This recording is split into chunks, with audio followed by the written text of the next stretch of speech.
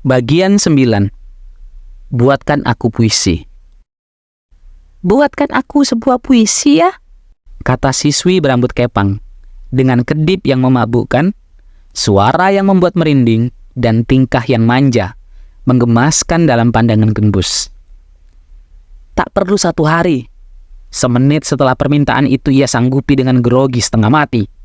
Seakan dia baru saja dipesani puisi oleh panitia Nobel Sastra untuk dibacakan di medan laga sastrawan seluruh dunia. Dia tidak lagi peduli dengan kantin. Satu tujuannya adalah perpustakaan. Teman-temannya kaget melihat perubahan yang mengerikan itu. Dia sedang kiri atau kerasukan setan pintar? Gembus tidak peduli. Dia membaca puisi-puisi zaman pujangga lama yang ada di sekolahnya. Sebab puisi-puisi terbaru tidak diedarkan di sekolah. Karena sudah lumrah, Republik Rakyat Lucu tidak minat sama sekali sama yang namanya sastra.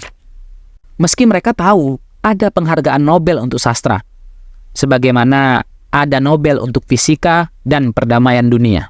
Dalam seminggu, puisi yang sebenarnya lebih pantas ditulis pada zaman sebelum kemerdekaan telah jadi. Dia menulis sampai 5 kali. Dia menyalin yang terakhir pada kertas wangi yang dia beli di toko kertas. Dia lipat dengan begitu teliti antara jarak demi jarak lipatannya.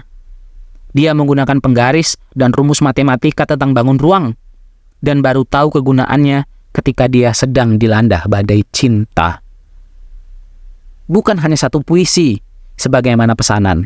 Saking baiknya sama pelanggan pertama puisinya, sekaligus cinta pertamanya, dia justru membuatkan 10 puisi. Tadinya ingin 1000, seperti kisah 1000 candi dalam Prambanan. Tetapi itu sungguh berat. Bahkan terlalu berat baginya sebagai penyair pemula yang rasanya mau dapat Nobel Sastra.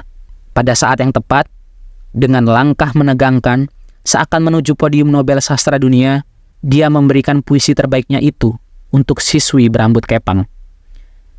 Siswi berambut kepang sangat senang.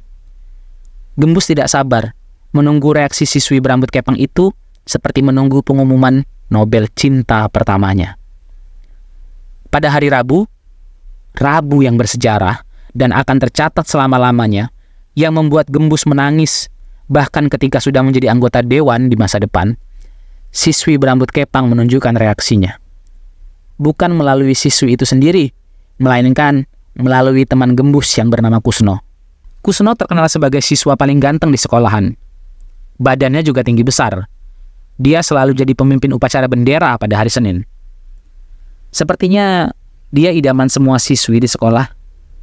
Rabu itu, pada jam istirahat, anak-anak lelaki berkumpul di sudut kelas.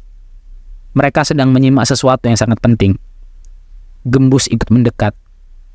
Kusno sedang diberi selamat dan wajahnya merah bangga. Ingin tahu, Gembus bertanya. Temannya menjawab bahwa Kusno mendapat cinta sejatinya. Lihat ini Gembus, dia menulis puisi yang sangat indah untukku. Kusno menunjukkannya. Kamu pandai sastra, coba baca, bagus sekali bukan? Gembus merebut kertas wangi itu, membacanya, dan seketika tubuhnya gemetar. Itu adalah puisi-puisinya yang ia berikan kepada siswi berambut kepang. Hanya diedit di sana-sini, sebuah plagiasi pertama dalam hidupnya yang sangat menyakitkan. Bukan hanya plagiasi, tetapi juga perampokan. Bukan hanya puisi, tapi juga perasaan.